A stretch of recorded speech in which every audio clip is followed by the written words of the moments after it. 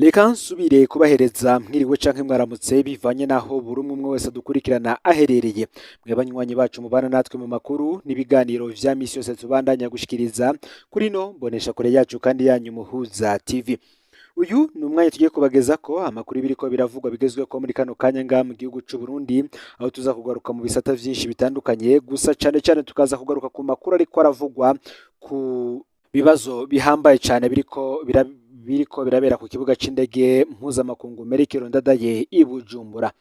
Bamwe rero bakavuga ko ibi bibandanije uku n'ubundi ikibuga c'indege Rudende igihugu c'u Burundi gikoresha mu kwakira ingenzi ziva mu makungu gishobora kugagwa. Ni mu gihe mu mezi aheze kandi higeze kwibonekeza ibura ry'umuyaga nkuba kuri ico kibuga c'indege ca Melchior Ndadaye i Bujumbura. Bamwe bakavuga ko cari ikibazo tekinike, ariko abandi bakavuga ko ibi vyose vyatewe n'uburongozi bubi bw'iki kibuga c'indege.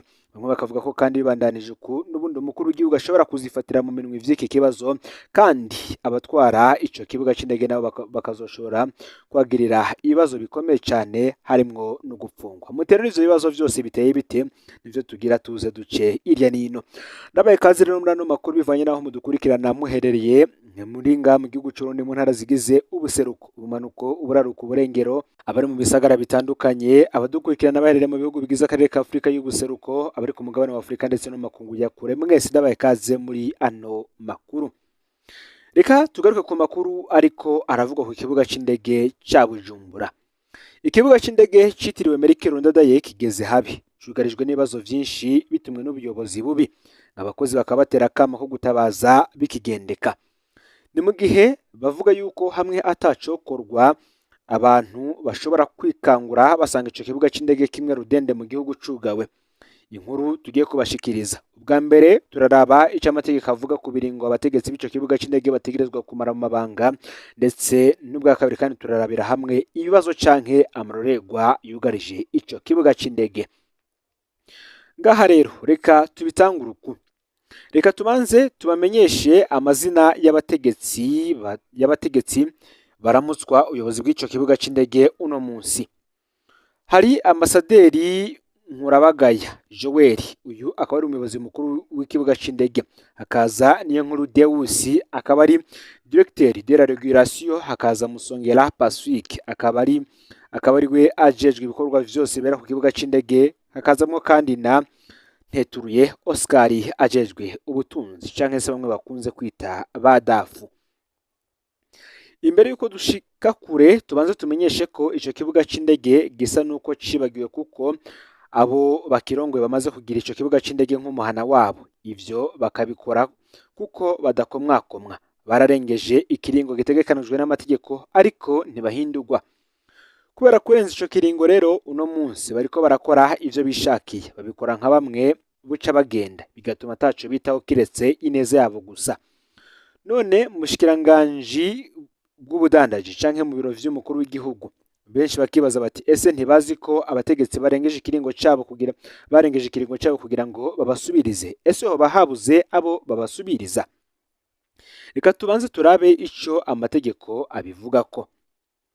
Nkuko tubisanga mu itegeko rishiraho iki kibuga c'indege yo mu mwaka wa 2012 mu ngingo yaryo ya 21, umutegetsi aho amabanga ari kuri kuhamara ikiringo c'imyaka 4. Ikiringo gishobora kwisubiriza rimwe gusa, bisigura ko ata numwe ari kuriwe kurenza ivyo biringo bibiri vy'imyaka 8.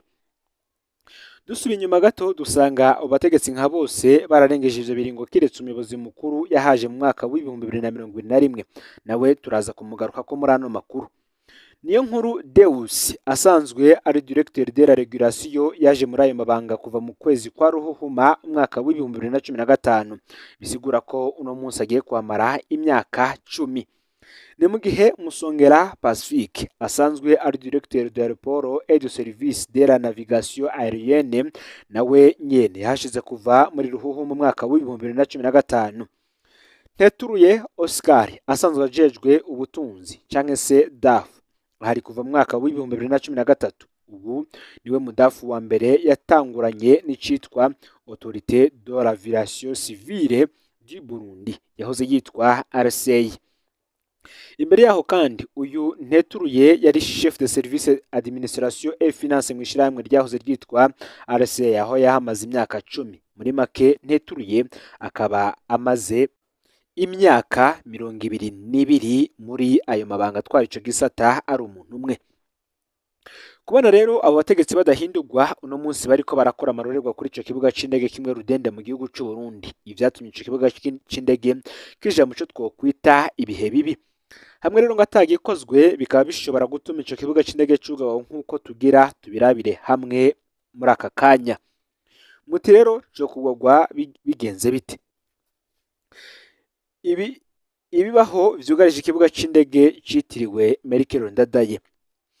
Nkuko nari ntanguye mbivuga twibutse ko umuyobozi mukuru w'ico kibuga c'indege uno munsi ari ambasaderi Nkurabagaya Joel akaba yarashitse muri ayo mabanga kwigenekerezo ya 30 kwezi kw'icenda umwaka w'2021. Ubu kuva ashitse muri ayo mabanga ikibuga c'indege cateye gisubira inyuma. Imbere yo gushika kure tubanze twibutse ko mw'ijoro ryo kwigenekerezo ya 20 ukwezi kwa 11 uyu mwaka w'2024 ikibuga c'indege cyahagaze gukora bitumwe nuko amatara yakirizaho indege zigwa bita kuri piste yari yazimye. Ivyo bikaba vyatumye n'indege zategerezwa kuhagwa zisubira inyuma, inyinshi zikaba zararaye ziguye mu gihugu c'u Buganda. Mu nyuma ambasaderi Joel aho yari mu rugendo rw'akazi mu gihugu ca Senegal yaciye yandika kuri konte yiwe ya Exco ibikorwa vyo ku kibuga c'indege vyahagaze kubera ikibazo c'umuyaga nkuba. Haciye akanya gato ishirahamwe Regideso rikaba ryaraciye ryamiriza ambasaderi Joel aho ryamenyesheje ko icika ry'amatara kuri piste ritavuye ku icika ry'umuyaga nkuba ahubwo vyobazwa uburongozi aho ku kibuga c'indege kuko umuyaga nkuba wa Regideso utari wigeze ucika. Uno mwanya rero reka tugaruke kuri ivyo bibazo vyose nk'uko twari twabemereye amatohoza yavyo. Mu matohoza twakoze icika ry'amatara kuri piste ryatumwe nuko umurongo watsa amatara yaho washaje ariko umuyobozi mukuru akaba yaranse kuhakoresha. Abakozi barasemereye gushika naho baruha bararekana. Amakuru dufise yemeza ko ambasaderi Nkurabagaya Joel yanse gutanga isoko y'abategezwa gukora aho kuri piste cyo kimwe n'ahandi hashaje kuko hari umuntu wiwe yari yateguye guha isoko y'ico gikorwa mwibanga. Isoko yari gutuma akurako amafaranga rwiwe. Iyo ngeso rero akaba ariyo iranga umuyobozi kuko ibintu nka vyose bisa n'ivyapfuye aho kibuga c'indege. Aho ku kibuga c'indege kandi citiriwe Melchior Ndadaye Bujumbura haheruka kuba isuzumwa rikozwe no mu rw'impuzamakungu uraba ivy'ibibuga vy'indege Audit de l'Organisation Internationale de l'Aviation Civile. Uwo mugwi wasanze ico kibuga c'indege cugarijwe n'ibibazo vyinshi uca usaba ko vyokosorwa vuba ariko gushika uno munsi ntabiriko birakosorwa. Haravugwa kandi isohorwa ry'amafaranga y'umurengera. Kuva ambasaderi Nkurabagaya Joel ashitse mu burongozi yaciye ashika ahindura garage yari ifitaniye amasezerano yo gukora imodoka z'akazi. Iyo soko aca yiha garage Crossroad ya Muramuwe. Iyo garage iriko ikora amarorerwa mu gukora amanyanga ya facture. Ni mu gihe bivugwa ko gushika uno munsi amafaranga yaho arakoreshwa yongeye ko inshuro zirenga zibiri nk'uko biri mu mapuro dufise tudashimye gushira hanze kumva zo gukingira amasoko yacu. Uno munsi ku kibuga c'indege ntikigira umugwi w'abahinga karuhariwe bo gutabara igihe horamuka hadutse isanganya. Abakozi bategerezwa kuja kugira inyigisho formation hanze y'igihugu ariko ambasaderi Joel yararahiye ko arungika mu gihe hari amafaranga yabigenewe. Igitangaje kandi nuko ambasaderi Joel ariwe kenshi aja mu ngendo z'akazi hanze y'igihugu mu kibanza c'abahinga bategerezwa kugenda ku neza y'ico kibuga c'indege. Kuri ico kijanye na formation z'abakozi ikibuga c'indege kirafise abaganga basanzwe banakorera mu bitaro rwa Karedi ariko ambasaderi Joel aherutse kubahuka arungika muri formation hanze y'igihugu umuntu yize ivya relation internationale mu kibanza c'umuganga. Ni mugihe rero abakozi benshi n'ubundi bakora ngaho ku kibuga c'indege mpuzamakungu citiriwe Melchior Ndadaye Bujumbura bose biyamiriza bidogera ambasaderi Joel ku bijanye n'itangwa ry'akazi gushikaho azana umukozi yahora akora iwe.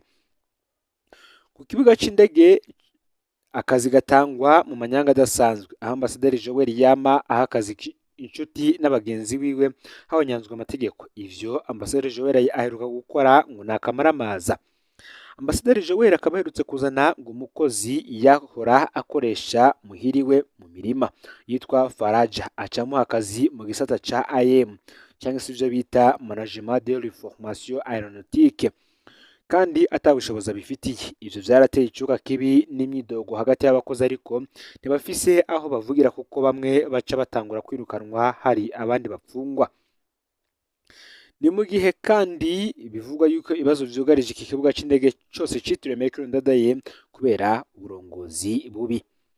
Uyu Ambasaderi Nkurabagaya apfunga abakozi kugira bazivye. Kuva Ambasaderi ashitse muri ayo mabanga aho ku kazi ntiyereka umukozi agerageza kwerekana ubunyonyezi canke ayandi makosa ariko akorwa. Uvuze acagirwa ko apfungwa canke akirukanwa. Kuva ashitse abakozi 28 nibo bamaze kwirukanwa, abandi bagatanga imihoho, harimwo abahanuzi we batanze imihoho kubera iyo nyifato mbi yiwe. Aha twovuga nka Evariste Miburo yari umuhanuzi mu vy'ubuhinga, conseiller technique, na Hamenyimana Silas yari conseiller charge de la communication. Aha twomenyesha kandi ko nko kuva mu kwezi kwa kabiri uyu mwaka hamaze gupfungwa abakozi 14 barenganywe, mu nyuma hagasohoka bejejwe kuko imbere y'ubutungane basanga ataco bagirizwa. Ivyo bikaba vyaratumye no munsi hari imanza nyinshi hagati y'ubuyobozi bw'ikibuga c'indege nabo bakozi. Ni mugihe abandi bakozi bo babona ko ivyo bizotuma ikibuga c'indege kiyahombera amafaranga atari make mu kuriha indishi abo bakozi baba bafashwe bagapfungwa ku karenganyo. Abakozi kuri ico kibuga c'indege bakaba basaba ko haba umugwi wigenga wihuta ukora amatohoza y'amanyanga ariko arakorerwa kugira bikosorwe vuba amazi atararenga inkombe kuri ico kibuga c'indege kimwe Rudende c'Uburundi, kuko atagikozwe ngo habe impinduka ico kibuga c'indege gishobora guhagarara gukora umwanya n'umwanya. Ni mu gihe kandi mu yandi makuru hariko haravugwa ibirabana n'inyuruzwa ryabaye mu minsi iheze. Muti n'inyuruzwa ryande? Reka tubigarukeko. Hari umunyagihugu atabarizwa inyuma yo kumara amezi 2 apfungiwe mu iperereza.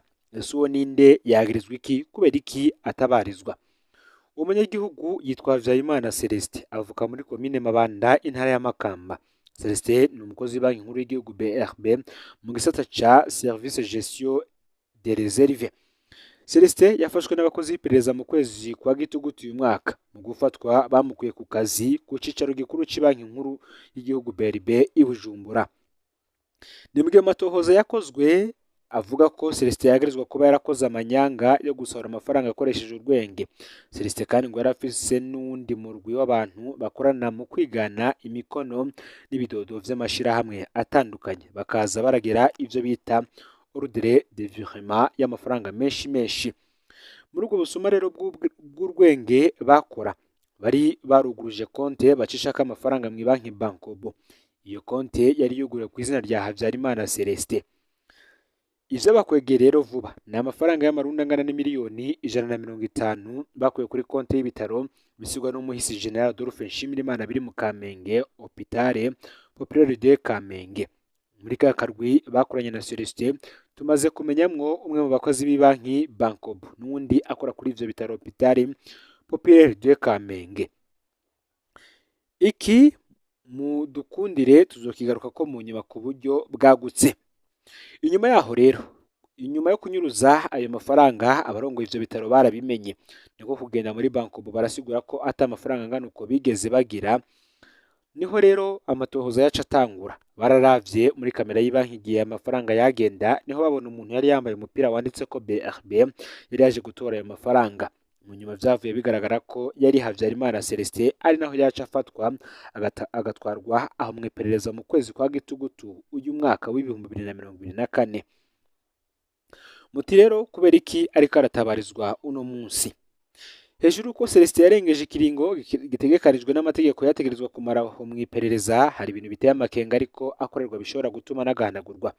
Amakuru dukura mu masoko yacu mu iperereza akavuga ko hari akarwi aho mu iperereza kariko kamurondereramwo amafaranga. Ako karwi kakaba kagizwe na OPG, Colonel de Police Fidèle Niyonzima, ajejwe renseignement général ku biro bikuru vy'iperereza. Ni nawe ngaba arongoye aba OPG bose bakorera aho mu iperereza. Ayo makuru kandi akabandanya avuga ko ako karwi kariko gasaba Celestin kwerekana ahari amafaranga kugira ayabaheko bayagabure.